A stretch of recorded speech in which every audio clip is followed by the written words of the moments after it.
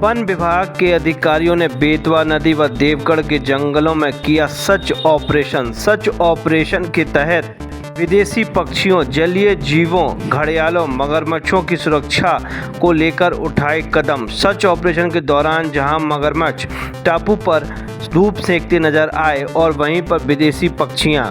हम आपको बता दें कि बेतवा के किनारे पर जहां पहाड़ पर गिद्धों का झुंड नजर आया, वहीं उत्तर प्रदेश में सबसे ज़्यादा गिद्ध ललितपुर में पाए जाते हैं। वहीं पर वन अधिकारी ने सभी संबंधित रेंज के अधिकारियों को दिए निर्देश कि ऐसे स्थानों को चिन्हित करें जहां पर जलीय जीवों और पक्षियों का जमावड़ा होता है, जहां पर गश्त करें जिससे कि कोई शिकारी शिकार न कर पाए।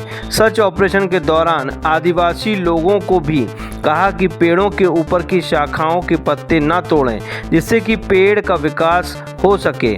वहीं पर शिकारियों के लिए दी चेतावनी, अगर कोई जंगली जीव, पक्षियों व जलीय जीवों का शिकार करता पकड़ा जाता है तो होगी सख्त कार्रवाई। वहीं पर वन अधिकारी गौतम सिंह का क्या है कहना, आइए सुनते हैं। और हमने उसके आसपास के जंगलों में जो भ्रमण किया, उसका मुख्य उद्देश्य भी यही था कि ये सीज़न ऐसा है कि जिसमें हमारे जितने भी बाहर से चिड़ियाँ आती हैं वो पानी के किनारे आती हैं। बेतवा नदी में भी बहुत सारी चिड़ियाँ उतरती हैं। उसके अलावा जाड़ों के दिनों में क्या होता है कि जितने जलीय जीव हैं, जैसे मगर, घड़ियाल और भी जितने जलीय जीव हैं, धूप सेकने के लिए, या कछुआ हुआ, धूप सेकने के लिए आसपास के टापू पर निकलते हैं। तो उनकी हम संभावना वो कहाँ कहाँ है, उन्हें एक तो स्थल चिन्हित करना जहाँ पे हमारे इस तरह के वन्य जलीय जीव पाए जाते हैं, उनकी संभावना करना।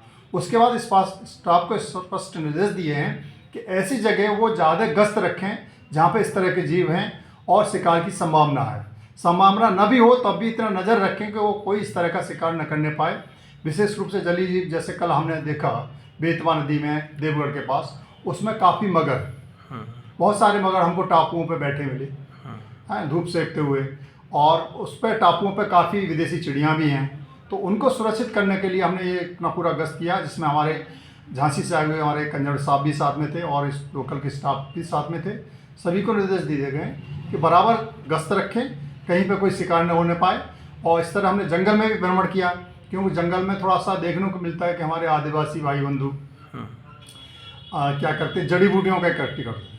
ठीक है, तो जड़ी बूटियों में कभी कभी क्या होता है कि वो इस तरह से चीज़ें करते हैं जिससे हमारे वनों को नुकसान होने लगे। जैसे अभी कल ही हमने जैसे देखा, कुछ लोग बेल के पत्तों का कलेक्शन कर रहे थे। तो बेल के पत्तों का कलेक्शन थे आदिवासी, अब एक बोरिंग भर के ले जा रहे हैं मुश्किल से। उनसे जब पूछा गया कि भाई आप किस रेट में बेचते हो, तो बता रहे साहब वो 10 रुपये किलो वाले मिलता है। तो उनको हमने समझाया कि आप बेल के पत्ते तोड़ते हो, कोई बात नहीं, देखिए बेल के पत्ते हमेशा नीचे की शाखाओं से तोड़ें, ऊपर से जहाँ हमारा पौधा बढ़ता है, पेड़ बढ़ता है ऊपर की शाखाओं से न तोड़ें। उन्हें भी समझाया। तो इस तरह से ये निगरानी करनी पड़ती है कि जो हमारे आदिवासी भाई बंधु हैं उनका काम भी प्रभावित न हो।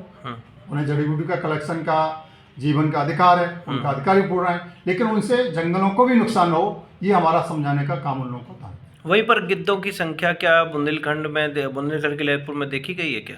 गिद्धों की संख्या जो अपने ललितपुर जनपद में देखी गई है, मैं जानता हूँ शायद उत्तर प्रदेश में सबसे ज़्यादा गिद्ध ललितपुर में ही है। और गिद्धों का यहाँ पे होने का सबसे बड़ा कारण ये है कि यहाँ पे बहुत बड़ा जंगल क्षेत्र, जो जंगल क्षेत्र में जितने भी यहाँ पे जो गिद्ध हैं, वो इनके सुरक्षित होने का कारण यही है कि वो जंगली जानवर जो मर जाते हैं जंगल में, उनका ही मीट खाते हैं, इसलिए वो सुरक्षित हैं। अगर वो आबादी क्षेत्र में मरे हुए जानवरों का मीट खाने लगेंगे तो आबादी क्षेत्र वाले जानवरों होता क्या, कई सारे टॉक्सिक इंजेक्शन लगते हैं और भी दवाएं खाते हैं, तो उनका जो मीट है ना तो वह जहरीला हो जाता है, तो वो गिद्ध के लिए उचित नहीं होता है और गिद्ध के मरने की संभावना रहती है। तो यहाँ का गिद्ध इसलिए ज़्यादातर सुरक्षित है कि वो जंगली जानवरों के मीट पर निर्भर हैं। यहाँ पे बहुत सारी अच्छी संख्या में हैं पूरी बेतवा नदी के किनारे। इसके अलावा भी जंगलों में बड़े बड़े जो पुराने पीपल, बरगद के पेड़ हैं, उन पर काफ़ी घोंसले और गिद्ध देखे जाते हैं, और उनकी हम बराबर निगरानी रखते हैं कि किसी तरह का कोई शिकार या अवैध उनको आवागमन या वहाँ पर लोगों का न हो, जिससे वो सुरक्षित हैं। चलिए, बहुत बहुत धन्यवाद आपका।